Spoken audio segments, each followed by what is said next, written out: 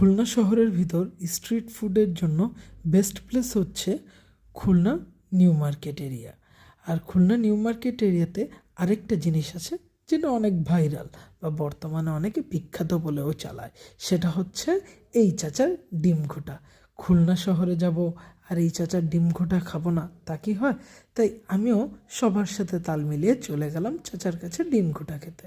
আর তারপর চাচা ডিম নিল এবং তা প্রিপেয়ার করা শুরু করলো। এখানে মূলত মোটমাট 3টা ডিম ছিল।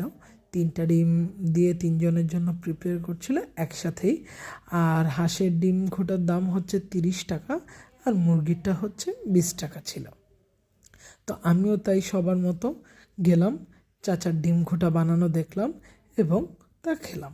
চাচা এখানে এই যে ডিমগুলো কাটার পর পাশেই ভাঁজ করে চাচিকে দিচ্ছিল, আর চাচি তার উপর চাচার ডিম ঘোটার স্পেশাল মশলা মেখে দিচ্ছিল। আর এই হচ্ছে আমার কাঙ্ক্ষিত সেই ডিম ঘোটা, যে আমিও সবার মতো খেলাম এবং খাওয়ার পরে টেস্টটা নিলাম।